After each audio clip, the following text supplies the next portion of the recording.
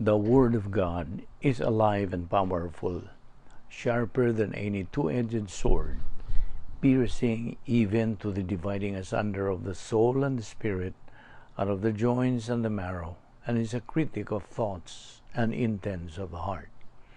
All Scripture is God-breathed and is profitable for doctrine, for reproof, for correction, for instruction in righteousness, that the man of God might be mature, thoroughly furnished unto all good works. Study to show thyself approved unto God, a workman that needeth not to be ashamed, rightly dividing the word of truth. So then, just as you received Christ Jesus as Lord, continue to live your lives in Him, rooted and built up in Him, strengthened in the faith as you were taught, and overflowing with thankfulness. Preach the word, be ready in season and out of season. Reprove, rebuke, exhort with great patience and instruction. For the time will come when they will not endure sound doctrine, but wanting to have their ears tickled, they will accumulate for themselves teachers in accordance to their own desires, and will turn away their ears from the truth, and will turn aside to myths. For I am not ashamed of the gospel of Christ, for it is the power of God unto salvation to every one that believeth, to the Jew first, and also to the Greek. For therein is the righteousness of God, revealed from faith to faith, as it is written, the just shall live by faith. Your word is a lamp unto my feet and a light unto my path. And the gospel must first be preached to all the nations. Unless a man be born again, he cannot see the kingdom of God. Faith cometh by hearing, and hearing by the word of God. How happy are those who hear the word of God and obey it. My son, do not forget my teaching, but let your heart keep my commandments. For length of days and years of life and peace, they will add to you. Sa dili pa kita magapadayon sa atong pagtuon sa pulo sa Dios nining adlaw, gikinahanglan ang atong pagpangandam sa atong kaugalingon.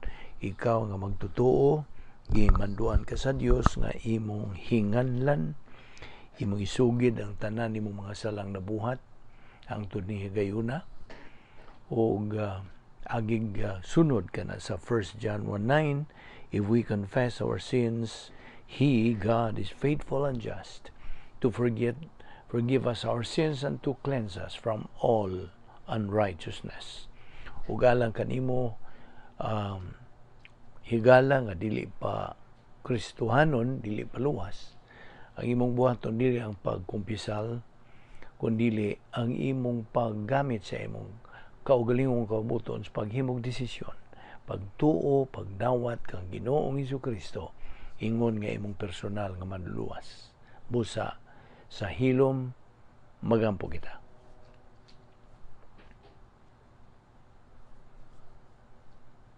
Let us pray. Amahan na mo nga Diyos, nagapasalamat kami kanimo, nining lain sa mga higayon, nga kami makatuon sa imong pulong, kami nagaampo nga imong tangtangon ng mga babag sa among una-una, aron kami makapunting lamang sa imong ikatudlo kanamo, pinagi sa paggahom sa Espiritu Santo kanamo. Kining tanan namong gipasalamatan sa ngalan ni Ginoong Hesukristo. Amen. Okay, padayon kita sa atong pagtuon ni ining topic nga atong giduputan sud na pipila ka semana. Ang topic nga giuluhan o God's 10 problem-solving devices for believers. Ang napulo ka mga paagi sa pagsulbad sa mga suliran alang sa mga magtotoo. Kini gisangkap sa Dios sa tanan nga mga magtotoo. Ug sa atong gitun-an kini mga bahin ini, mga points of doctrine nga sarang natong masayran o makatunan aron kini mao'y atong gamit sa atong pagpadayon sa sibog sa unahan ingon ng mga Kristohanon. So, we have been discussing about these 10 problem-solving devices. O kini atong tiwason kung mahimo within this week or maybe next week, kining maong pagtulunan aron kita makadupot na usab sa uban nga mga doktrina. Okay? So, ang Dios, ang iya giyong pagtan-aw kanatong mga katawan, in general, iya kitang gihatagan sa tanan nga mga kahigayunan. Alang kanimo nga dili magtotoo, patinawan gyud sa Dios pinagi sa iyang maayong balita sa kaluwasan. Mao nang ginganlan og maayong balita. It's really the good news of salvation. So, iya ka nang tinguha sa Dios nga ikaw maluwas. Kaya dili siya buot nga naay malaglag.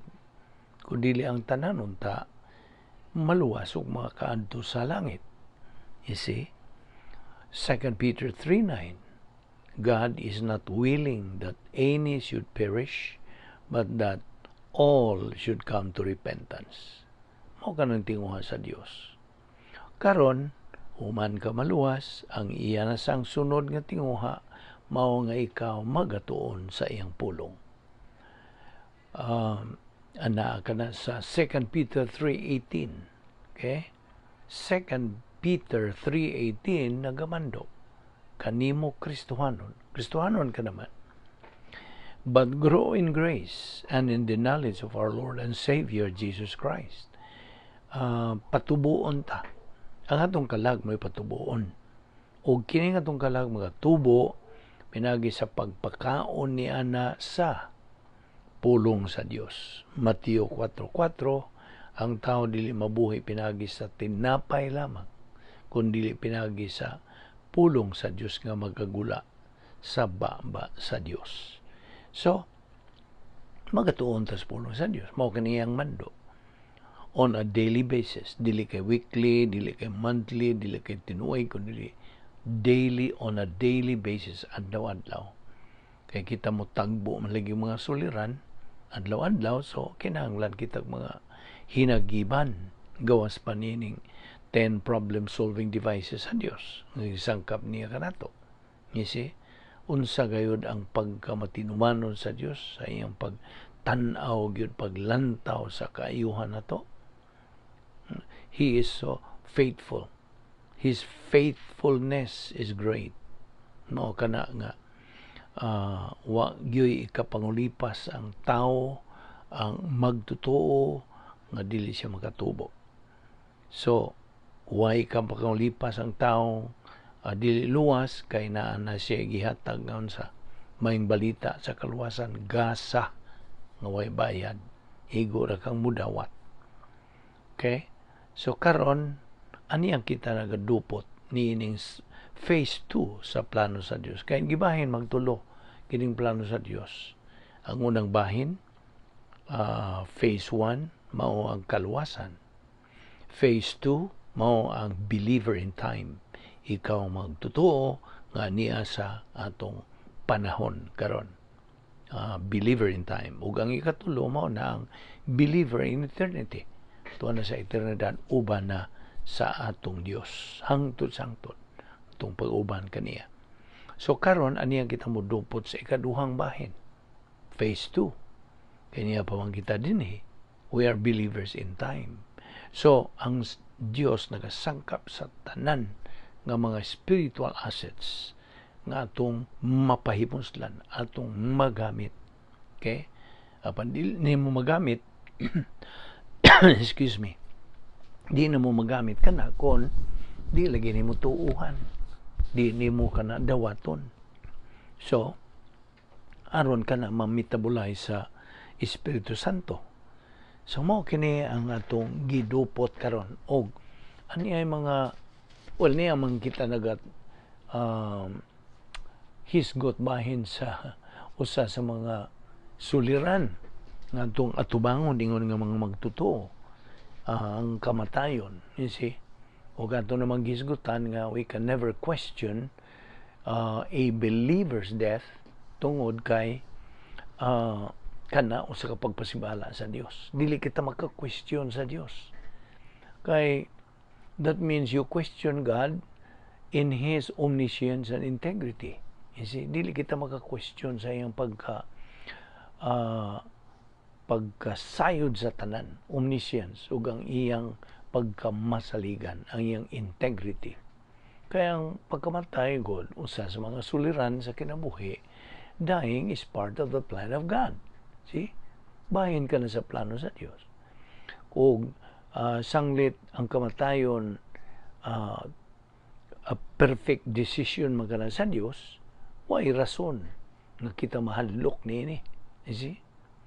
Ana sa 1 Corinthians 15:55 to 57, kaingon diha, "O death, where is your sting?" Hain naman ang lahan niya na. You see? So, ang kamatayon sa usa ka magtutuo, dili aksidente. It's never an accident. Death of every believer is God's victory gani. Kadaugan ka na sa Dios. O sa dihang usa ka magtutuo mamatay, kana nagpasabot nga siya nakaganansya na. He gains the profit. O kana victory alang kaniya. O kining maong victory o kadaugan iyaha sa Dios. O it has been given by God's grace regardless if the believer is a winner or a loser. See? While we are still on earth, samtang niya pagkita dinhi sa kalibutan, kitang mga magtutuo sulayan gyud to be tested. And God is going to test sa atong pagsalig pagtuo kaniya. Okay? So every now and then ay mga pagsuway. Di kalikayan. That's part of the plan of God.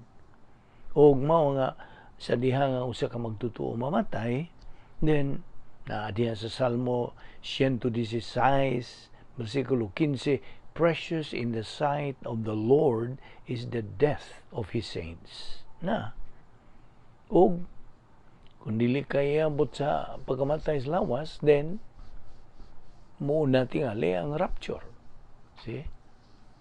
Kay sa panahon sa rapture, as we know, di naman ka mamatay. Okay? Ang rapture mahitabo either buhi ka pa or patay na. You know what I mean? Kaya diha sa 1 Thessalonians 4:16-17 ang rapture. So, okay. Some more points regarding this death. Kining kamatayon as a problem. Death is just a stage in life. Tundugangan pa na, life is just a passage of time, but death is just a stage in life. Death of every believer is God's victory. So, 1 Thessalonians 4:13, we don't want you to be ignorant, brethren, about those who fall asleep. Kaning fall asleep nga matay. Or to grieve like the rest of men who have no hope. Ang buti pa sabot yan, ang mga dili magtutuo. They grieve like the rest of men. Kasagaran, who have no hope. Kung may hope, kiti mga dili magtutuo. Right? Ikaw lamang nga magtutuo. Now, of course, ang pagbangutan, grief is legitimate.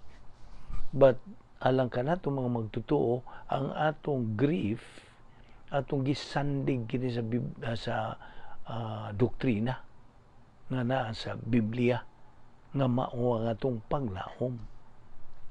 O kadtong nahibilin, those who are left behind by a departed brethren, life must go on. You see? Sama sa nitabo kanako. More than a year ago, gibiyaan ako sa akong kapika sa kinabuhi. So, mao kana, it's a fact of life. See? Di mo na imong sawa, ikaw tingali mo na. But life must go on. Why? Because God's plan for your own life is not yet over. You see? O paman God mo nang ipabuhi ka pa sa Dios. Kita God. Karon din nga nagtuon sa pulong sa Dios. Buhi pa kita, nagaginhawa pa kita tungod sa grasya sa Dios. O gipabuhi pa talaga niya. Kaya napa siya tuyo o pamahuman ng atong kinabuhi. Napa siya tuyo sa imong kinabuhi. For the believer who dies, okay, we must stand, mubarog yun sa pulong sa Diyos, that He is now in a state, absolute and total and perfect happiness. Perfect ang iyang happiness. Unsang gisulti sa Salmo 16, Psalm 16:11. There is fullness of happiness and pleasures forevermore. Tuwa na siya dito. Kung imo pa kung, of course, kung aisgutan mo na, kung na kay doktrina, may ayahaya na niya, no? Wala nagyo siya kagool. Of course, wala. Nawa ng tanan. Nang labay ng tanan, di na mamatay, wala kasubo, wala kanang sakit, no more tears, no more suffering, no more pain. Wala mga doktor dito kay wala may mga sakit kay resurrection body na good. Tuwa na dito. So, a believer who dies, kita mo barog sa pulong sa Dios nga tuwa na siya in a state of absolute and total and perfect happiness. Perfect. Sa may mong mahulagway, perfect. Na po may kuwang, hingpit. Romans 12:15, grieve with those who grieve.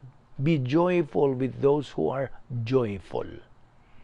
1 Corinthians 7:30, there is a time that will come to believers that they will not grieve. Dili sila magbangutan. Now, Ecclesiastes 3:4, there is a time to weep. There is a time to mourn, a time to dance. That means there is always a time for everything. This topic, kining atong gisgutan, related kini to our main subject or doctrine, which is problems in life. Problems. Apil naman kunin sa mga sa atong topic nga God's 10 problem-solving devices. So, mo na yung atong ipangisugutan nga these are the bahin kini sa mga solusyon sa Dios. Ayaw na gyud ni kalimting prinsipyo. Human solution is no solution. Only divine solution is the real, genuine, guaranteed solution. So kung ang imong suliran, imong sulbahon sa tinawhanon, sigurado ginang pakyas. Kaya di man na solusyon. You see? So, nakay kapilian. Buot ka bang masulban ng imong suliran sa hustong pagsulban? Garantisadong pagsulban, garantisadong nga masulban? Or kadto bang tinawhan no nimo nga dili makasulban? You see, ana kay kapilian. It's a matter of choice. Mao na ang imong kabubuton, kanang imong volition, imong free will is the issue while you are still breathing diha. So sabta ka na. Now, mao kini nga tong gipang hisgutan kay mahinungdanon pag-ayo. Ang Dios nagasangkap niini alang sa atong kayuhan, alang sa atong unsa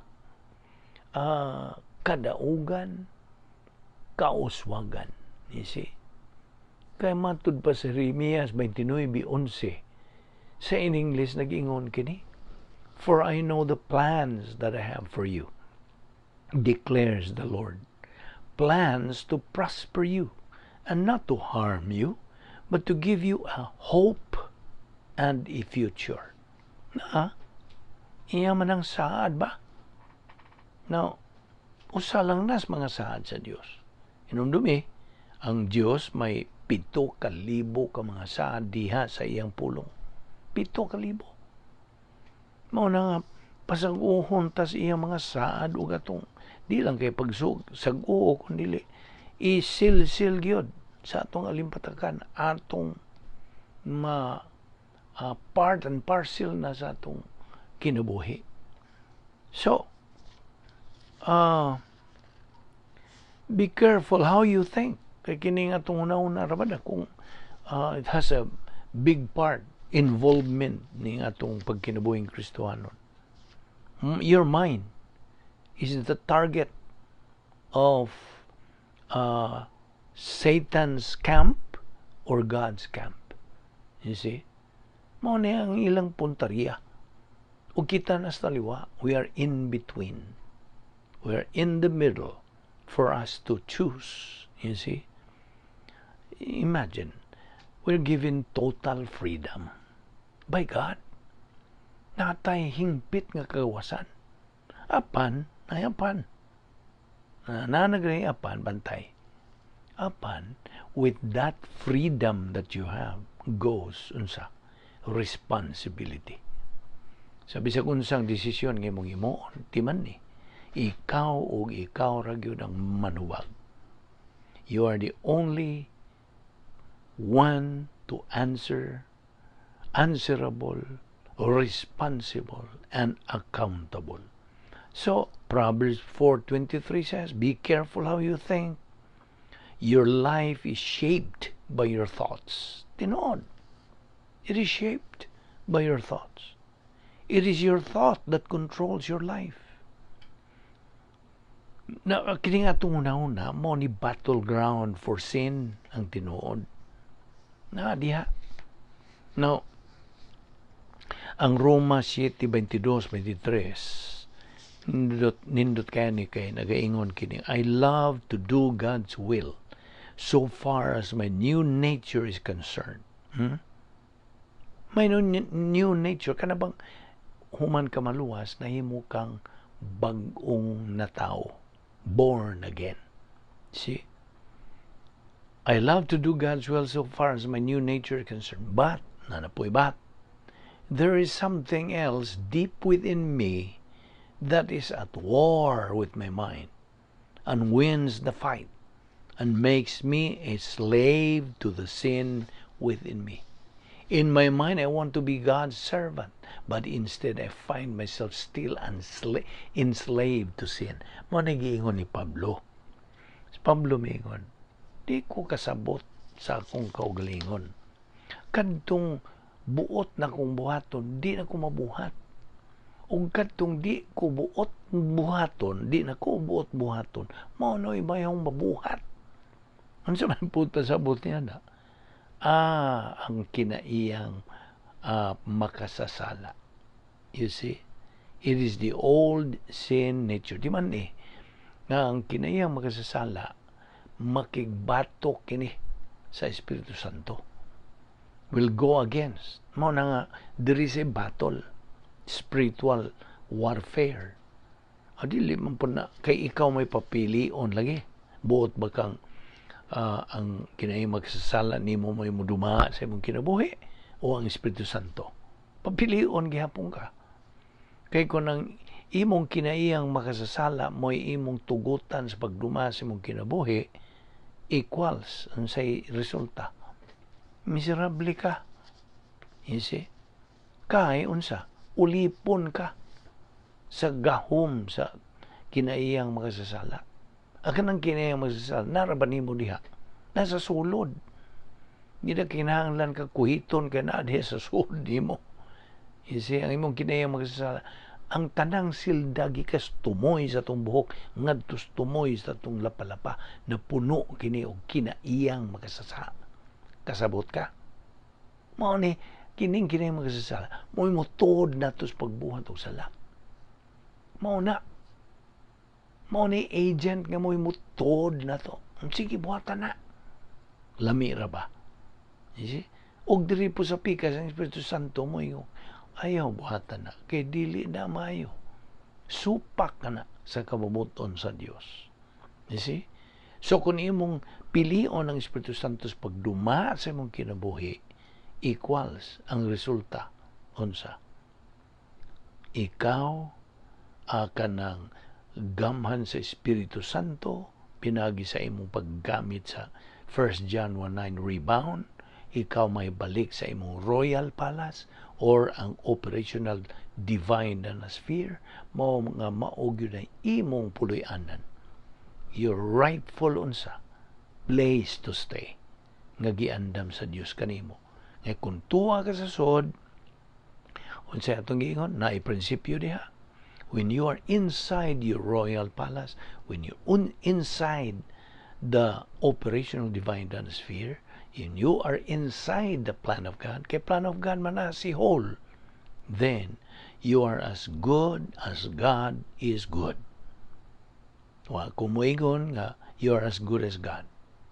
Ang buot ipasabot niya na nga nagsubay lang ka sa kabubuton sa Dios nga nagaingon, be ye perfect as my Father in heaven is perfect. Ang buot pasabot sa perfect, niligo kay hingpit gyud ka. Ang buot pasabot nga limpyo ang imong kalag sa mga sala. You see?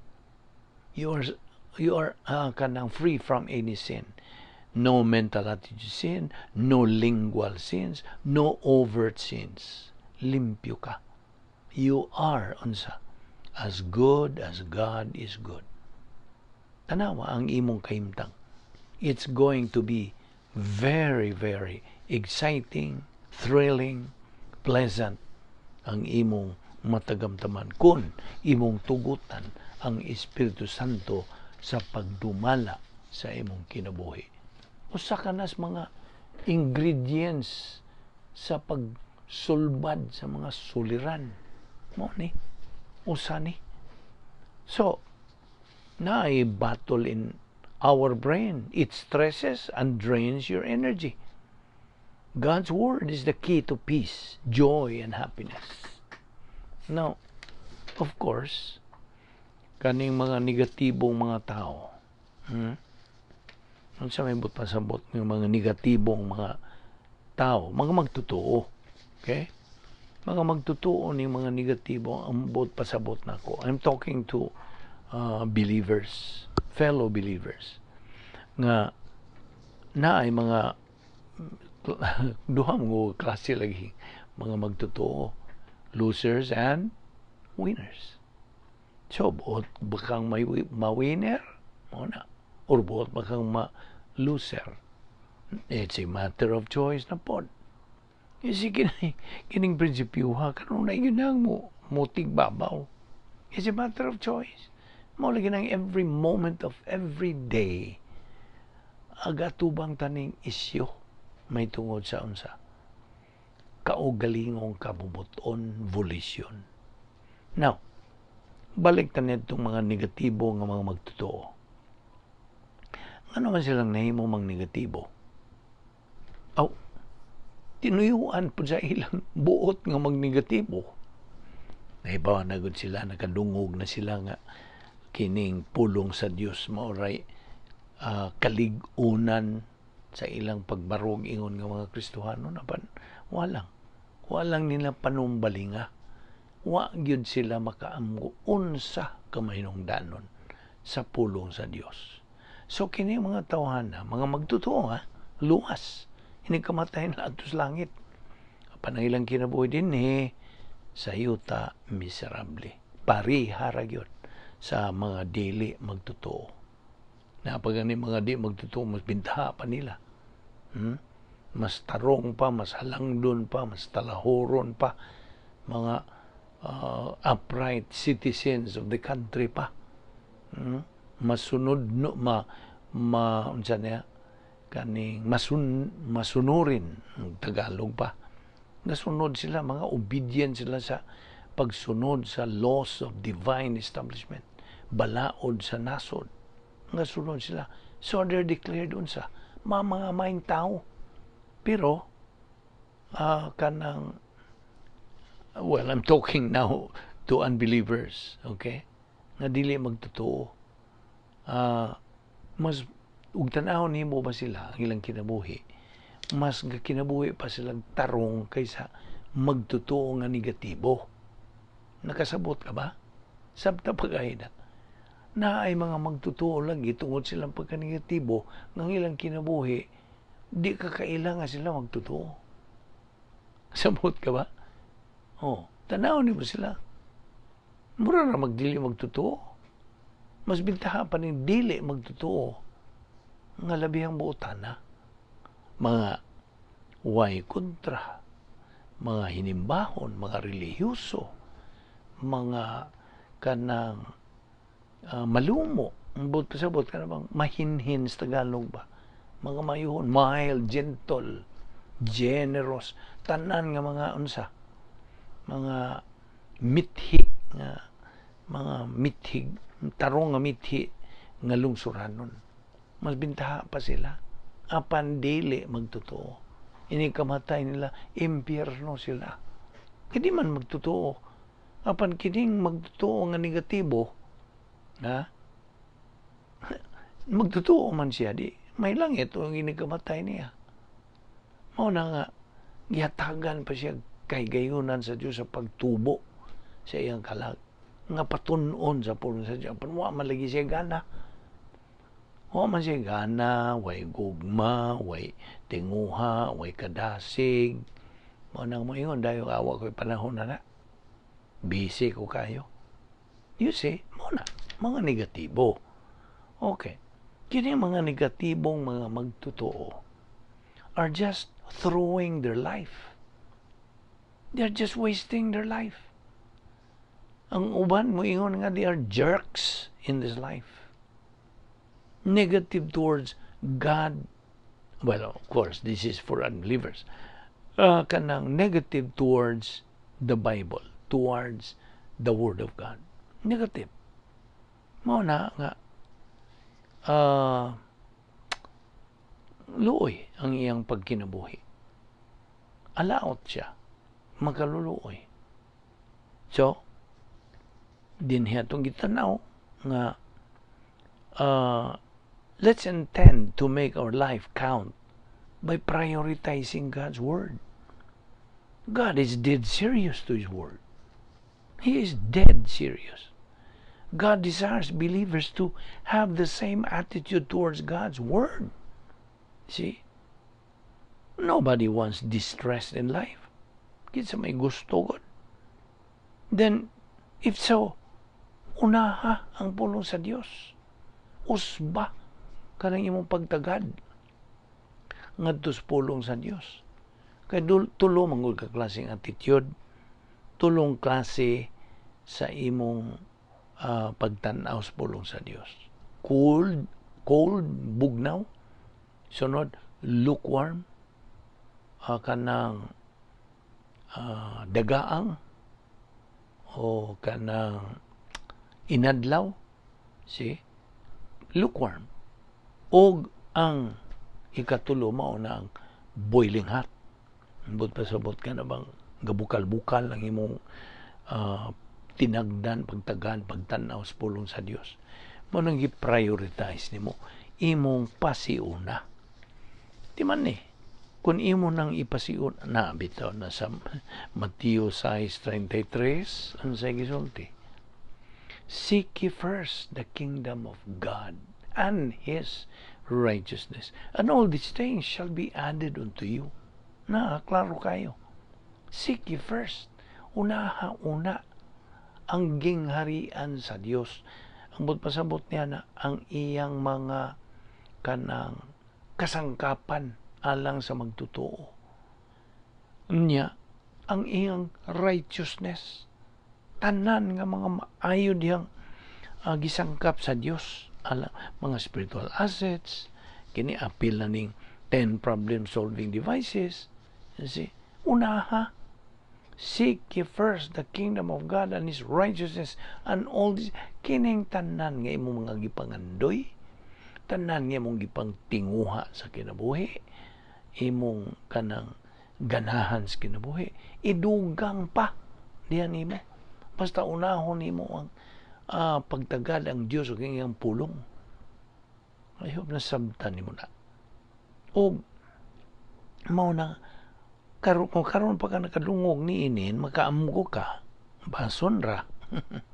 Atong gipanginaot. nga malamdagan ka pinagis pagahom Espiritu Santo nga unsa de ka mayungdanon sa pulong sa Dios sa kinabuhi magtutuo manguga mao na ang buot sa Dios mao nga ikaw magatubo diha sa imong kalag. God alone is worthy and worthy of worship, not man or things. So sa imong pagtagan sa pulong sa Dios, you're worshiping God. Ang usa ka magtutuo nagakinahanglan to straighten out his priority in life. Kinahanglan iya bang kanang ariglohon, iya bang tarungon kung nagakaguliyang ng iyang kinabuhi ingon nga usa ka Kristohanon.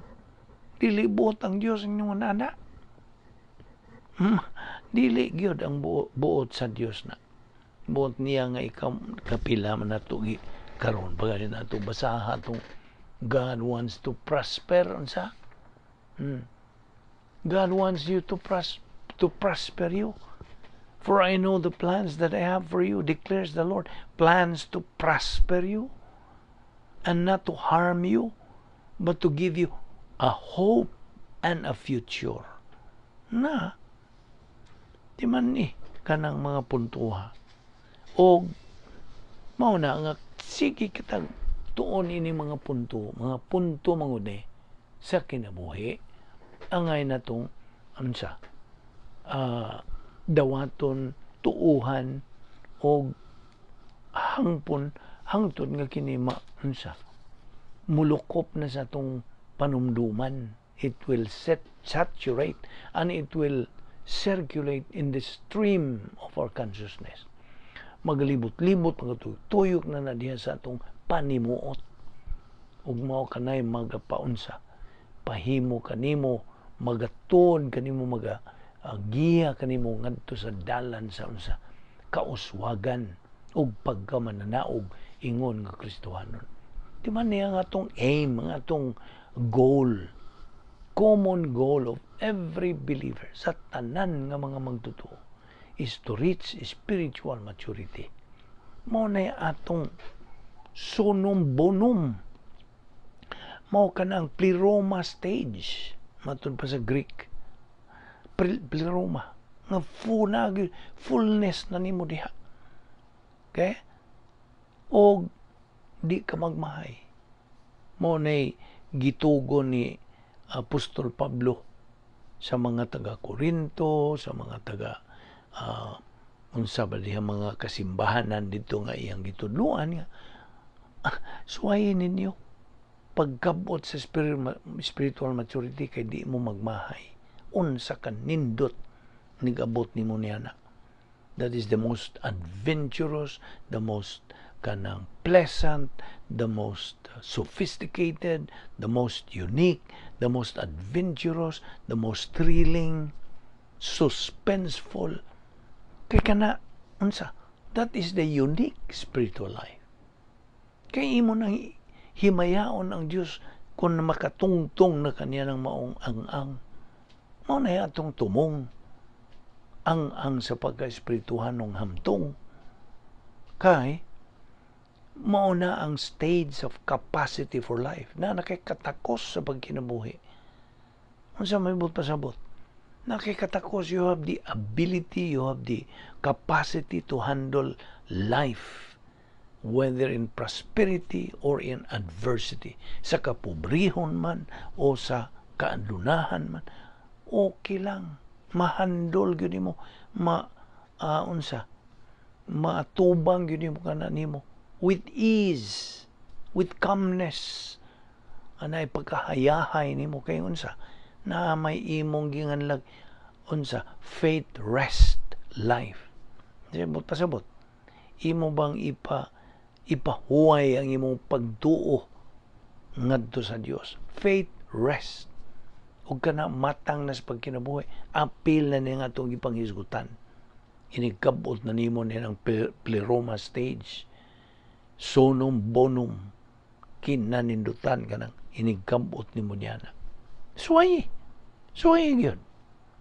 Ano sa pamkamusuway?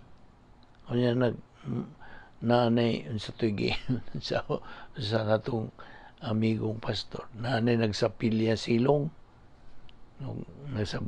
I hope nagsabot ka niya na. Labong buhi pa kita. Nagaginawa pa ta. Skill pa ta. Nata makasabot pa ta. Morning.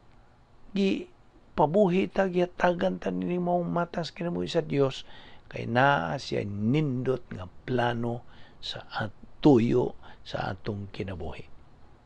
So mo ni atong gipang tutukan ining maong topic nga God's 10 problem solving devices. Ato ni padayon. Ato ning tiwason sa sunod natong higayon. Atong gipanginaot nga ikaw magasunod gihapon, magasubay gihapon. Ayaw si piyata ang sumpay nini. Kay mura ra ko kagatan-aw nini og teleserye nga na unsa na sundo nimo ang sunod nga kabanata mo na giingon nila.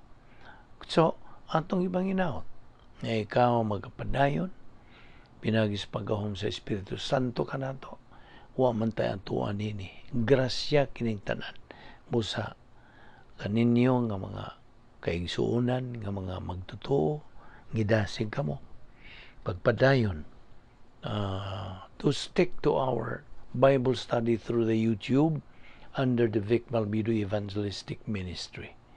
O kanimo higala nga dili pa Kristohanon wala pa maluwas, then padayon lang gihapon sa imong pagpaminaw.